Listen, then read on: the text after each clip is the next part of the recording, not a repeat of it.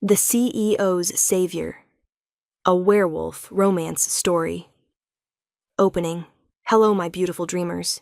This is Luna, and welcome back to Luna's Romance Audiobooks, where kindness is never wasted and true love sees past all disguises. Tonight I have a story that will warm your hearts and restore your faith in destiny. It's about a young woman whose compassion changes everything. About a powerful alpha hiding in plain sight. And about how one act of kindness can lead to the love of a lifetime. Picture this: a rainy night, a stranger in need, and a choice that will change two lives forever. She thinks she's saving a homeless man. He knows he's found his mate. And neither of them realizes that fate has been orchestrating this moment all along. So grab your favorite blanket, settle in close, and let me tell you about the night everything changed. This is the CEO's Savior. Prologue. The rain. The rain was relentless. I clutched my worn jacket tighter, my sneakers squelching through puddles as I hurried home from my double shift at the diner. It was nearly midnight, the streets of the city empty, except for the occasional car splashing through the downpour. I was exhausted, broke, and wondering how I'd make rent this month. Then I saw him. He was huddled in a doorway, soaked to the bone, his clothes torn and dirty. At first I thought he was just another homeless person seeking shelter from the storm. The city was full of them, especially in this neighborhood. But something made me stop. Maybe it was the way he held himself. Despite the ragged clothes and the grime, there was something different about him. Or maybe it was just my foolish heart that couldn't walk past someone suffering. "Sir?" I approached cautiously. "Are you okay?" He looked up and I forgot how to breathe. Even dirty and disheveled, he was beautiful. Sharp cheekbones, strong jaw, and eyes. Oh God, his eyes. They were the color of amber, glowing slightly in the darkness, and they held an intensity that made my wolf stir inside me. Which was strange. My wolf never stirred for anyone. "I'm fine," he said, his voice rough. "Just waiting out the rain." "You'll catch pneumonia." I glanced at the sky. The storm wasn't letting up anytime soon. "There's a shelter 2 blocks from here. No shelters." His response was immediate, almost panicked. I studied him more carefully. He was shivering, his lips tinged blue. Whatever his story was, he needed help. And I'd never been good at walking away from people who needed help. "I have a couch," I heard myself say. "It's not much, but it's dry and warm. You can stay the night, get cleaned up, and tomorrow we can figure out—" "You're offering a stranger your couch?" Those amber eyes fixed on me with laser focus. "Do you have any idea how dangerous that is?" "Probably very," I admitted. "But you're clearly in trouble, and I can't just leave you here in the rain." "You don't know me." "I know you need help. That's enough." For a long moment he just stared at me. Then slowly, he stood. He was tall, easily 6'2" or 6'3", and even in his bedraggled state, there was something commanding about him. "You're either very brave or very foolish," he said. "Definitely foolish." I offered a smile. "I'm Mira, by the way. Mira Chen." "Dante." He didn't offer a last name. "Well, Dante, let's get you out of this rain." As we walked the 3 blocks to my tiny studio apartment, I couldn't shake the feeling that I'd just made a decision that would change my life forever. I had no idea how right I was. Because the homeless man I'd just brought home wasn't homeless at all. He was Dante Wolf, billionaire CEO of Wolf Industries, and alpha of the largest pack in the city. And the moment he'd looked into my eyes, he'd known. I was his mate, the one he'd been searching for his entire life. And he had absolutely no intention of ever letting me go. Chapter 1. The Stranger. My apartment was tiny, a studio in a converted warehouse with a bathroom the size of a closet and a kitchen that was basically a hot plate and a mini fridge. But it was mine, and it was clean. "Sorry about the size," I said, grabbing a towel from my tiny bathroom. "It's not much, but the rent is cheap and the landlord doesn't ask questions about wolves." Dante took the towel, his fingers brushing mine. The contact sent a jolt of electricity up my arm. It's perfect, he said, and something in his voice made me think he actually meant it. The bathroom's through there. There's hot water, though not a lot of it. I have some clothes that might fit. My ex left some stuff behind. I rummaged through my closet, pulling out sweatpants and a t-shirt. They'll be big on you, but at least they're dry. Your ex? There was an edge to his voice. Yeah, he left 6 months ago. Said dating a broke Omega with no prospects wasn't his idea of a future. I tried to keep my voice light, like it didn't still hurt. Anyway, bathroom's all yours. I'll make some tea. While he showered, I busied myself with my ancient kettle, trying not to think about the attractive stranger currently naked in my bathroom. What was I doing? I'd brought a complete stranger into my home. He could be dangerous, could be a criminal, could be... The bathroom door opened, and all thoughts fled. Dante emerged in the borrowed clothes, his dark hair still damp, his amber eyes bright against clean skin. Without the grime and rain, he was even more devastating. And his scent, now that he was clean, I could smell it properly. Pine and leather, and something expensive, like old money and power. My wolf practically purred. Better? I managed. Much. Thank you. He moved into the small space, and suddenly the apartment felt even tinier. I should explain, you don't owe me any explanations. I handed him a chipped mug of tea. Whatever your situation is, it's none of my business. You're very trusting. You're very suspicious. I smiled. Look, I'm not going to pry. You needed help. I offered it. Tomorrow morning you can go on your way and we'll never see each other again. Something dark flashed across his face. Is that what you want? The question caught me off guard. What?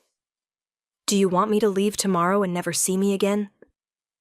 I should have said yes, should have kept this simple and uncomplicated. Instead, I heard myself say, I don't know. He stepped closer, and I could feel the heat radiating from him. I know what I want. What's that? To understand why a beautiful woman would risk her safety for a stranger. Why you'd bring me into your home, feed me, clothe me, and ask for nothing in return.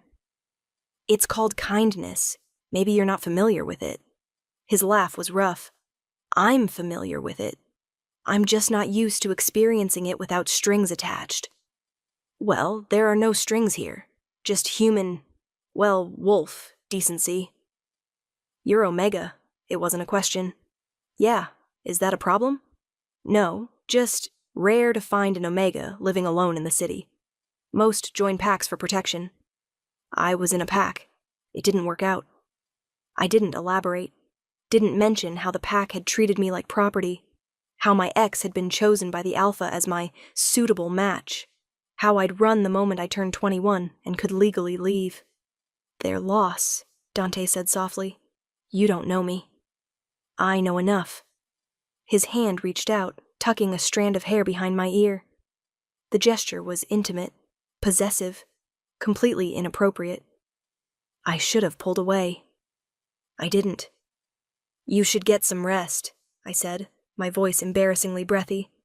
The couch folds out. Blankets are in that closet. Where will you sleep? The couch is also my bed. I'm not taking your bed. You're the guest. Mira. The way he said my name sent shivers down my spine. I'm not taking your bed. We'll share, or I'll sleep on the floor. That's ridiculous. The floor is non-negotiable.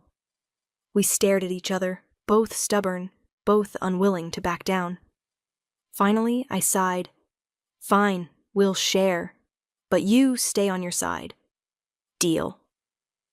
As we settled onto the fold-out couch, which was barely big enough for one person, let alone two, I tried to ignore how aware I was of him, of his warmth, his scent, the steady rhythm of his breathing. Mira? His voice came through the darkness. Yeah? Thank you, for tonight, for your kindness. A pause. I won't forget it. It's just a couch and some tea, not a big deal. It's a very big deal. I didn't know what to say to that, so I said nothing. But as I drifted off to sleep, hyper-aware of the man beside me, I couldn't shake the feeling that my life had just changed in ways I couldn't begin to understand. Chapter 2. The morning after I woke to the smell of coffee and bacon. For a moment, I was disoriented. I didn't have bacon, could barely afford instant ramen most weeks. Then I remembered. Dante. I sat up to find him in my tiny kitchen, somehow making breakfast in a space that barely fit one person. "You're cooking," I said stupidly. "I'm attempting to cook. Your kitchen is challenging." He smiled, and the expression transformed his face. "But I found eggs and bacon in your fridge." "I didn't have bacon yesterday. I went to the corner store this morning. Hope you don't mind." I stared. "You went shopping? But I thought you didn't have money." "I have money, just not access to it at the moment." He plated the food with surprising skill. "Complicated situation. Are you in trouble? Running from someone?" "In a manner of speaking." He set a plate in front of me. "Eat, then I'll explain." The food was incredible, way better than anything I could make. "You're a good cook," I said. "My mother insisted I learn. Said a man who couldn't feed himself wasn't worth much." "Smart woman." She was. Past tense. Sadness flickered in his eyes. "She passed when I was 20. I'm sorry. It was a long time ago." He sat across from me with his own plate. "Now, about my situation." My phone rang. The ringtone meant it was my boss at the diner. "Sorry, I have to take this," I answered. "Hello." "Mira, thank God. I need you to come in. Ashley called in sick and we're slammed." "I'm not scheduled today." "I know, but I'm desperate. Please? I'll pay you time and a half." Time and a half would help with rent. I couldn't afford to say no. "Fine, give me 40 minutes. I hung up to find Dante watching me. "You work at a diner?" he asked. "2 diners, actually, and I do night cleaning at an office building 3 times a week." I stood, gathering the plates. "Gotta make rent somehow." "You work 3 jobs?" Welcome to life as a lone omega in the city. I tried to keep my voice light. "The world isn't exactly set up for us to thrive." Something fierce flashed across his face. "That's going to change." "Sure it is. Right after pigs fly." I grabbed my work clothes. "Look, I have to go. You can stay if you want, or leave if you need to. Either way, there's food in the fridge and I'll wait." "What?" "I'll wait for you to come back." His amber eyes held mine. "If that's okay." I should have said no, should have kept boundaries. "Okay," I whispered. His smile was devastating. "Good. Now go. I'll clean up here." The day at the diner was brutal. We were understaffed and overcrowded, and my feet were killing me by hour 3. But I couldn't stop thinking about Dante, about the way he'd looked at me this morning, about his smile, about the strange pull I felt toward him. "Earth to Mira," my coworker Sam said. "You okay? You've been spacing out all day." "Just tired." "You're always tired. You work too hard."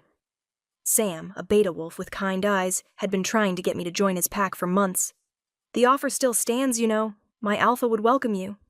"I appreciate it, but I'm not joining another pack." "Why not? You'd have protection, support. You wouldn't have to work yourself to death."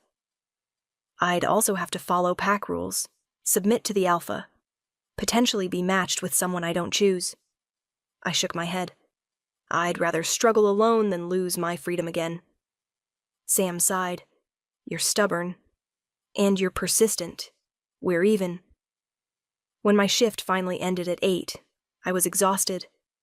But the thought of going home, where Dante might still be waiting, energized me. I practically ran the 3 blocks to my apartment. He was there. Not just there, but he'd cleaned. My tiny apartment, which was usually cluttered and chaotic, was spotless. Dishes done, laundry folded, even the windows had been washed. "What did you do?" I stared around in shock. "I got bored." He was reading a book from my small shelf. "Hope you don't mind." You cleaned my entire apartment because you were bored? I also fixed your leaky faucet and tightened the loose handle on your closet door. He set down the book. How was work? Exhausting. But why are you... I gestured around. Why are you still here? I thought you'd leave. I told you I'd wait. Yes, but I didn't think you actually meant... I stopped. Dante, what's going on? Who are you, really? He stood, moving toward me with that predatory grace I'd noticed last night. I'm someone who's been looking for you my entire life, he said softly. And now that I've found you, I'm not letting you go. What are you talking about? You're my mate, Mira. The world tilted. What? I knew the moment I saw you, the moment I caught your scent. His hand reached out, cupping my face. You're my fated mate, the one the moon goddess chose for me. That's impossible. I would have felt... You did feel it. You feel it right now. The pull, the connection, the way your wolf responds to mine. He was right. My wolf was practically singing, desperate to get closer to him. But you're a stranger. I don't even know your last name. Wolf. Dante Wolf. He watched my face carefully. Does that name mean anything to you? It should have. Wolf Industries was the largest corporation in the city. Wolf Tower dominated the skyline, and Dante Wolf was... You're the CEO, I breathed. The billionaire alpha. Yes. The man all the papers call the most eligible bachelor in the country. Unfortunately. You're not homeless. No. Then what were you doing in that alley? His expression darkened. Hiding. From people who want to control me. Force me into a marriage alliance I don't want. I needed space to think, so I walked away from my security detail, my assistant, all of it. Ended up in the rain, trying to figure out my next move. And I interrupted. You saved me. His thumb brushed my cheekbone. In more ways than you know. I don't understand. The marriage alliance. It's with the daughter of another powerful alpha. Good for business, terrible for my soul. I've been resisting for months, but the pressure keeps mounting. His eyes searched mine. Then I met you. My fated mate. The one person I actually want to marry. Dante. I know it's fast. I know it's crazy. But I'm not letting you go, Mira. I'll court you properly, give you time to adjust, but I'm not walking away. His voice dropped to a growl. You're mine, and I take care of what's mine. I'm not yours. Yes, you are, just like I'm yours. The bond goes both ways. This is insane. This is fate. He pulled me closer until there was no space between us. Tell me you don't feel it. Tell me your wolf isn't screaming at you to accept me. Tell me you want me to leave. I opened my mouth to do exactly that, but the words wouldn't come. Because he was right. My wolf was screaming. The bond was there, real and undeniable. And the thought of him leaving made my chest ache. I'm not asking you to marry me tomorrow, he said softly. I'm asking for a chance. Let me court you. Let me show you what we could have together. I work 3 jobs. I live in a studio apartment.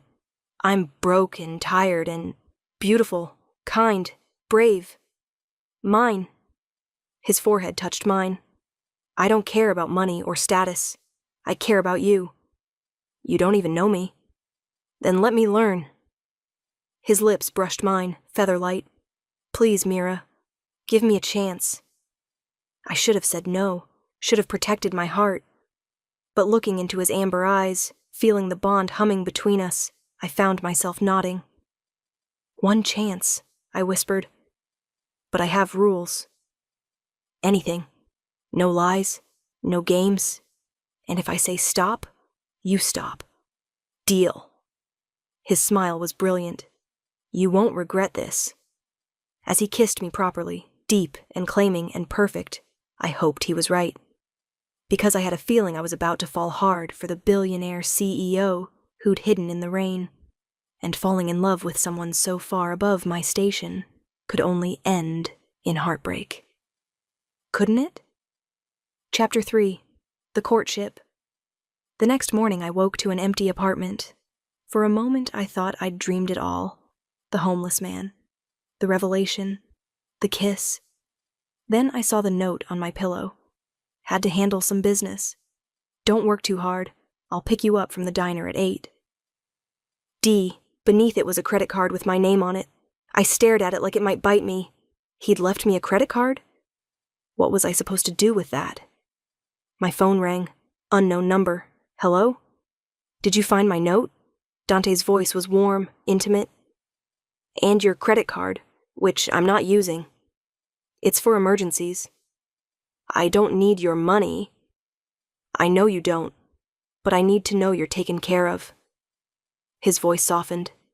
Please, Mira, let me do this, for my own peace of mind. Dante, keep it in your wallet. If you never use it, fine, but it's there if you need it. I sighed. You're very stubborn. You have no idea.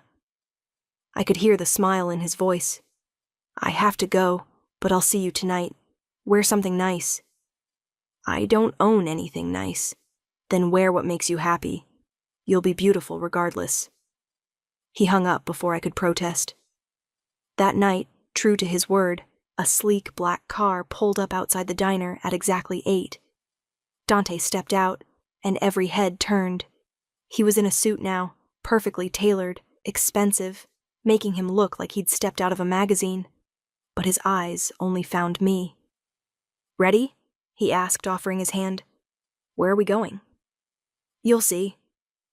The car took us to the nicest restaurant in the city, the kind of place I'd only seen in movies. Dante, I'm not dressed for... You're perfect. He helped me out of the car, his hand warm on my lower back. Trust me. The maitre d' greeted him by name, leading us to a private table overlooking the city lights. This is too much, I whispered as we sat. This is nothing. His eyes held mine across the candlelight. I'd give you the world if you'd let me. I don't want the world. I just want... I stopped. What? Tell me what you want, Mira. Honesty, authenticity, someone who sees me, not what I can do for them. I see you. His hand reached across the table, finding mine. I see your kindness, your strength, the way you work yourself to exhaustion to maintain your independence, the way you helped a stranger without asking for anything in return. His thumb traced circles on my palm. I see all of you, and I want all of you. The intensity in his voice made my breath catch. Tell me about yourself, I said, trying to lighten the mood. The real you, not the CEO everyone sees. So he did.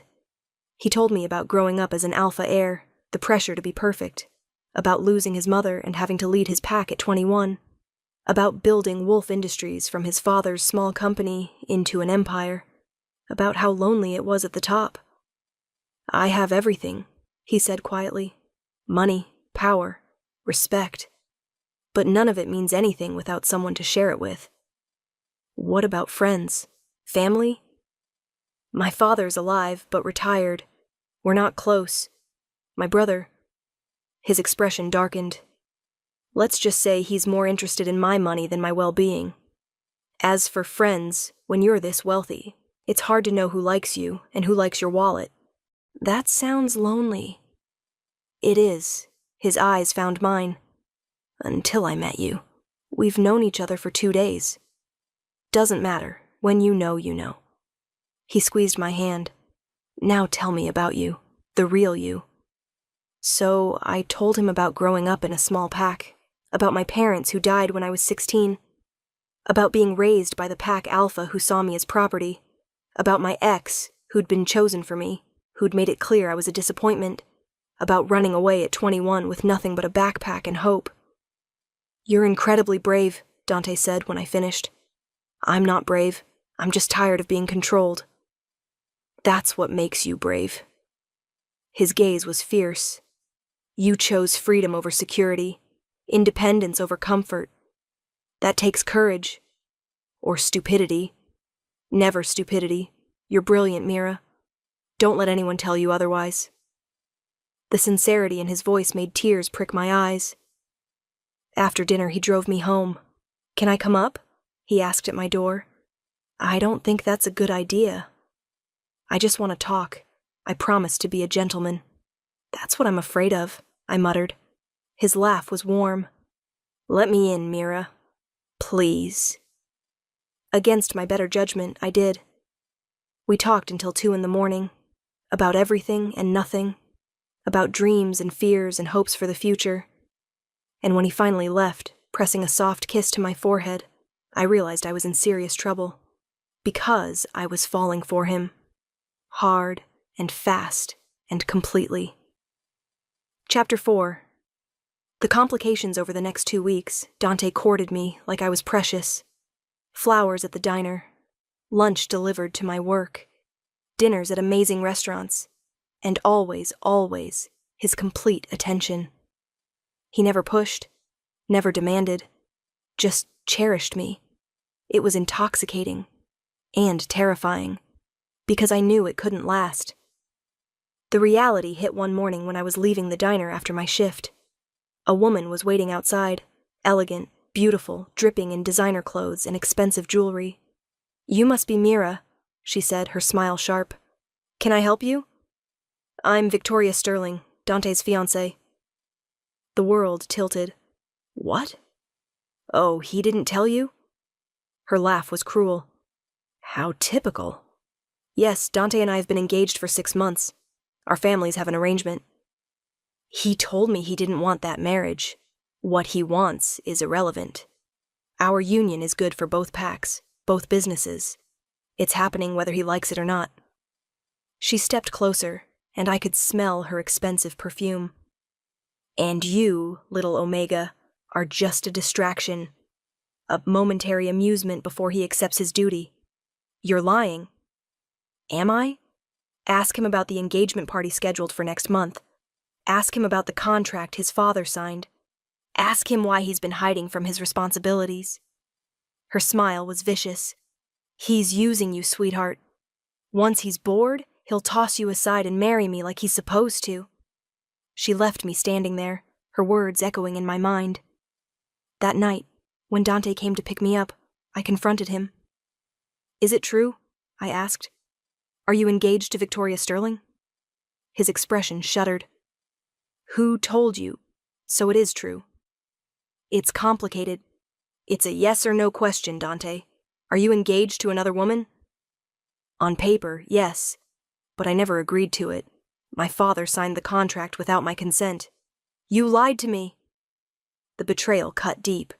"You said no lies." "I didn't lie. I just didn't—" "Tell me you were engaged? That's a pretty big omission, don't you think?" "I was going to tell you. When? After you married her? After you got bored with the poor Omega?" Tears burned my eyes. "She said you're using me, that I'm just a distraction." "She's wrong. Mira, you have to believe me. I don't have to believe anything. I was stupid to think this could work. You're a billionaire CEO with obligations and alliances and you're my mate." His voice cracked. "You think I care about contracts or business arrangements when I found you? You think I'd choose Victoria over my fated mate? I don't know what you'd choose. We've known each other for 2 weeks. And in those 2 weeks, you've become my entire world." He moved toward me, desperate. "I'm breaking the engagement. I'm telling my father and her family that I won't marry her. But these things take time." "How much time?" "I don't know, but I swear to you, Mira." "Don't make promises you can't keep." I stepped back. "I think you should go." "No, we need to talk about this." "There's nothing to talk about. You're engaged. I'm not going to be the other woman." "You're not the other woman. You're my mate. I'm an Omega you met 2 weeks ago while you were engaged to someone else." My voice broke. "Please, just go." "Mira, go." He left, and I collapsed on my couch, crying harder than I had in years. Because I'd known it was too good to be true. Men like Dante Wolf didn't end up with women like me. They married socialites and business partners and women who fit their world. Not broke Omega girls working 3 jobs just to survive. For 3 days, I ignored his calls and texts, avoided places he might find me, threw myself into work until I was too exhausted to think. On the 4th day, Sam cornered me at the diner. "Okay, what happened? You look like death." "Nothing happened." "You're a terrible liar. Is this about that guy? The one who's been picking you up in the fancy car?" "There is no guy. Not anymore. Mira." "I don't want to talk about it." But that night, when I got home, Dante was waiting outside my apartment. He looked terrible, like he hadn't slept in days. "We need to talk," he said. "I told you. I broke it off, the engagement. It's done." I stared at him. "What?" "I told my father I wouldn't marry Victoria. Told her family the deal was off. Burned every bridge I had to make it clear." His voice was raw. "You're the only woman I want. The only one I'll ever want. Dante, you can't just, your business deals, your pack alliances, can all burn for all I care. None of it matters without you." He stepped closer. "I love you, Mira. I've loved you since you brought me home in the rain, since you offered kindness to a stranger without asking for anything in return, since you challenged me and pushed back and refused to be impressed by money or power. You barely know me. I know everything that matters. I know you're kind and brave and stubborn. I know you work yourself to exhaustion to maintain your independence. I know you'd rather struggle alone than compromise your freedom." His hands cupped my face, and I know that losing you would destroy me in ways nothing else ever could. "I'm scared," I whispered. "So am I. But I'd rather be scared with you than safe without you. What if this doesn't work? What if we're too different? Then we'll figure it out together. But Mira..." His eyes held mine, golden and intense. "I'm not giving up on us. On you. On what we could have together. So you need to decide. Are you brave enough to take this chance with me?" I looked at him, really looked at him. Saw the vulnerability beneath the power, the loneliness beneath the wealth, the desperate hope in his eyes. And I made my choice. "Yes," I breathed. "I'm brave enough." His kiss was everything. Relief and joy and desperate love, all wrapped into one. And as he held me, the bond between us blazing bright, I knew I'd made the right choice. Even if the world thought we were crazy, even if obstacles lay ahead, we'd face them together. Chapter 5. The Revelation. Absolutely not. Dante's father, Malcolm Wolfe, stood in the penthouse office, his face purple with rage. We'd been summoned to Wolfe Tower for a family meeting that was really just an ambush. "The engagement is broken," Dante said calmly. "I'm not marrying Victoria. You signed a contract. You signed a contract, without my knowledge or consent." Dante's voice was steel. "Which makes it void. You're throwing away a multi-billion-dollar alliance for this..." Malcolm's eyes raked over me with contempt. "This Omega? This Omega is my fated mate.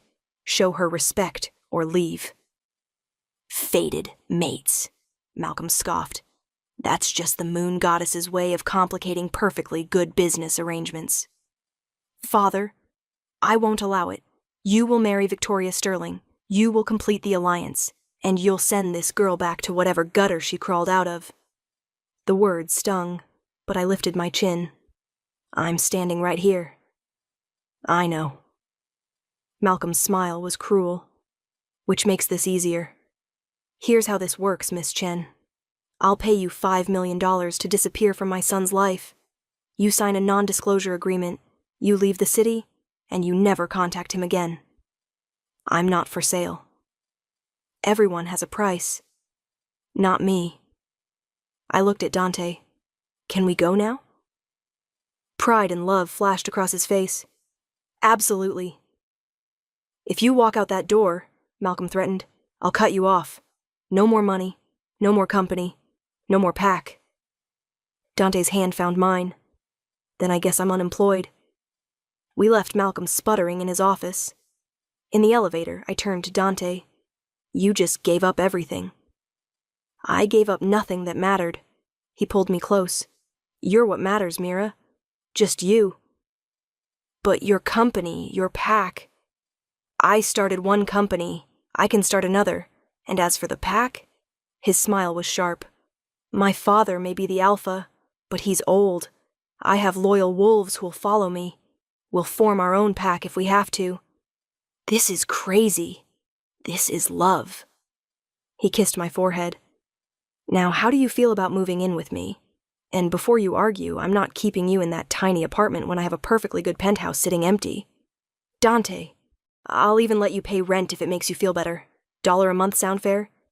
Despite everything, I laughed. You're impossible. And you love me anyway. I really do. Moving into Dante's penthouse was surreal. The place was enormous, more square footage than I'd lived in my entire life combined. Floor-to-ceiling windows overlooked the city, a kitchen bigger than my old apartment, a bathroom with a tub that could fit 4 people. This is too much, I said, standing in the middle of the vast living room. It's home. Dante wrapped his arms around me from behind. Our home. If you want to change anything, redecorate, whatever. It's yours. I wouldn't even know where to start. Then start with making it feel like you live here.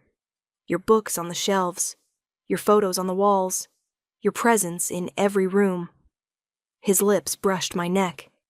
I want to smell you everywhere. Want to wake up surrounded by your scent. Want this place to feel like us. Over the next few days, I tried to settle in, but it was hard. I was still working my jobs, refused to quit even when Dante offered to support me financially. I need my independence, I explained. I need to know I can take care of myself. I understand, but at least let me hire you. What? Wolf Industries needs a new community outreach director. Someone who understands what it's like to struggle. Someone who can connect with people from all walks of life. His eyes were serious. You'd be perfect. I don't have experience. You have life experience. That's more valuable. He handed me a file. Look it over. Think about it. The salary is competitive. The hours are reasonable, and you'd actually be making a difference. I looked through the file. The position was real, the job description extensive, the salary more than my 3 jobs combined. This isn't charity. This is recognizing talent when I see it. You're wasted scrubbing floors and serving coffee, Mira. Let me help you use your gifts. I took the job and discovered I was good at it. Within weeks, I'd implemented new community programs, set up partnerships with shelters, created initiatives to help lone wolves find housing and employment. You're a natural, Dante said one night, watching me work on my laptop. I'm just doing what should have been done years ago. That's what makes you perfect for this. He pulled me into his lap. I'm so proud of you. Thank you for believing in me. Thank you for taking a chance on me. Everything was perfect. Until the night Victoria showed up at our penthouse. We need to talk, she said, pushing past me when I opened the door. Victoria, you need to leave. No, I need Dante to understand what he's throwing away. She turned as he entered from the bedroom. Your father's dying. Dante froze. What? Heart attack. 3 days ago. He's in the hospital asking for you. Her expression was smug, begging you to come back, make amends, take your place in the company. Is this a trick? Call the hospital yourself. She tossed him a card. Room 4012. But you'd better hurry. Doctors don't think he has long. She left, and Dante stood there shell-shocked. I have to go, he said. I know.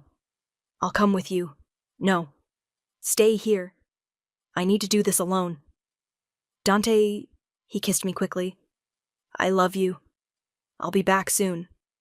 But something in his eyes made me worried, and when he didn't return that night, my worries intensified. I called his phone. No answer. Called the hospital. They wouldn't give me information since I wasn't family. By morning, I was frantic. Then I saw the news. Dante Wolf returns to family business. Engagement to Victoria Sterling back on. The accompanying photo showed Dante and Victoria, his arm around her waist, both smiling for the cameras. My world shattered. He'd left me, gone back to his old life, chosen duty over love. I should have known it was too good to be true. Men like Dante Wolf didn't end up with women like me. They never did. Chapter 6. The truth, I spent 3 days in the penthouse, numb. He didn't call, didn't text, didn't come home. On the 4th day, I packed my things. If he'd chosen his old life, I wouldn't stay where I wasn't wanted. I was halfway to the door when it burst open. Dante stood there, disheveled and desperate. "Don't," he said. "Please don't leave. You left first." My voice was dead. "You went back to her, to your father, to the life you said you didn't want. It's not what you think. The pictures are pretty clear. Are fabricated, photoshopped, lies." He moved toward me. "My father did have a heart attack, but he's fine, recovering. And the moment I got to the hospital, Victoria and her father were there, with a new contract, demands, threats." "What kind of threats?" "Against you." His hands clenched. "They said if I didn't return to the company, didn't go through with the engagement, they'd ruin you, destroy your reputation, get you blacklisted from every job in the city, make sure you'd never work again." "So, you caved?" "No. I pretended to cave while I gathered evidence." He pulled out his phone, showing me photos, documents, recordings. "Victoria's father has been embezzling from Sterling Industries for years. I have proof, enough to send him to prison and tank their company." "You blackmailed them?" "I protected my mate." His eyes blazed. "They threatened you? That's unforgivable." "The photos, taken at the hospital, out of context. Victoria grabbed me for a photo op, and they released it to the press with a fake story." He stepped closer. "I've already issued a statement denying everything, exposing their lies, making it clear that you're my mate and the only woman I'll ever marry." "Marry?" He dropped to one knee, pulling out a ring box. "Mira Chen, I know this is fast. I know we've only known each other for 2 months, but I also know that you're my everything. My mate, my heart, my home."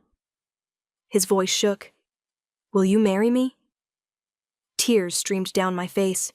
"You're crazy." "Crazy about you, is that a yes?" "What about your father? The company? The pack?" "My father retired. Handed the company to me with no strings.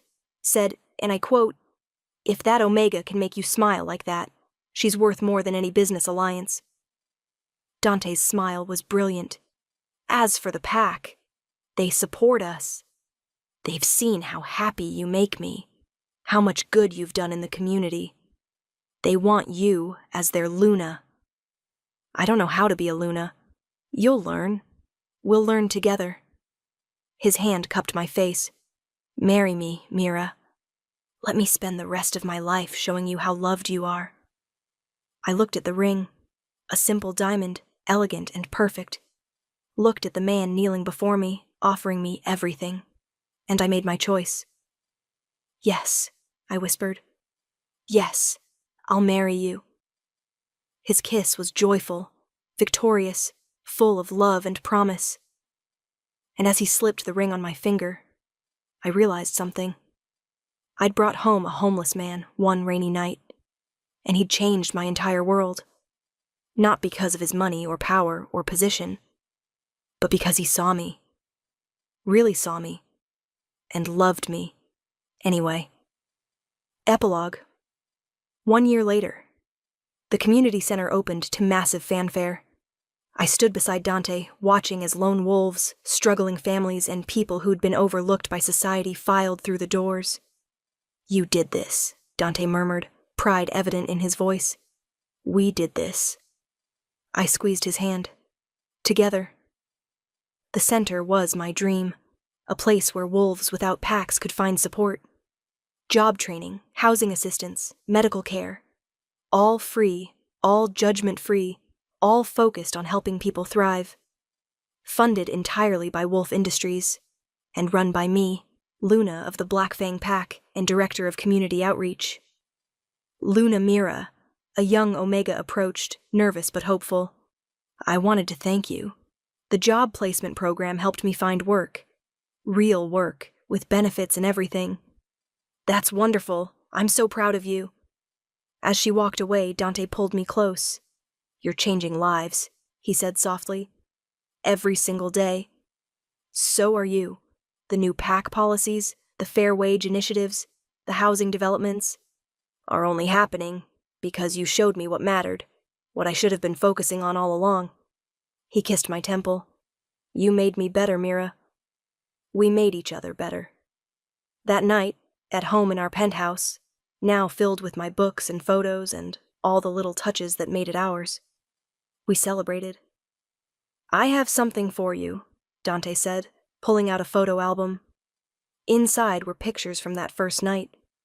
The rainy alley where we'd met, my tiny studio apartment, the diner where he'd picked me up for our first date. You kept photos? I wanted to remember where we started. His fingers traced my face in the images. The night I met my mate.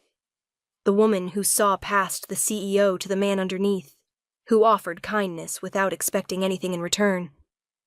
I expected you to leave the next day, I admitted. Thought I'd never see you again. Instead, you got stuck with me forever. Best mistake I ever made. He pulled out one more item, a small velvet box. We're already married, I laughed. I know, but I wanted to give you this. Inside was a key. To that tiny studio apartment. I bought the building, turned it into transitional housing for Omegas who need a safe place to land. And your apartment, his smile was soft, is preserved exactly as it was. Our beginning. I thought maybe one day, when we have kids, we could show them where their parents fell in love. Tears filled my eyes. You're going to make me cry. Happy tears, I hope. The happiest. As we stood on the balcony, looking out over the city where we'd met, I marveled at how far we'd come. From a rainy night and a chance encounter, to this, to us, to a love that had changed everything. Thank you, I whispered. For what? For letting me save you. Thank you for saving me. His arms tightened, in every way possible. The kind girl had brought home a homeless man, and discovered he was a billionaire CEO who wanted only her. But more than that, she'd found her mate, her partner, her home, and together they'd built a life more beautiful than either could have imagined. All because of one act of kindness on a rainy night. Some would call it luck. I called it fate. And I'd do it all again in a heartbeat. Closing. And there you have it, my beautiful dreamers. The story of Mira and Dante, proof that kindness is never wasted, and true love sees past all disguises. Did this story warm your heart? Did you believe in the power of compassion? Then show me some love. Hit that like button, drop a comment telling me which moment touched you most, and subscribe to Luna's Romance audiobooks for more stories of unexpected love. I want to know, would you have brought home a stranger in the rain? Would you have given a homeless man shelter? Tell me in the comments. And speaking of unexpected encounters, our next story is going to sweep you off your feet. It's called The Rogue Alpha's Bride, and it follows a she-wolf sold in marriage to pay her father's debts to a rogue alpha king with a dark reputation. She expects cruelty. She finds passion. And the mate bond that forms between them might be the only thing that can save his fractured kingdom. Until next time, my dreamers, may your kindness be rewarded, your compassion be recognized, and your love stories begin with a single act of bravery. This is Luna, signing off. Sweet dreams, beautiful souls.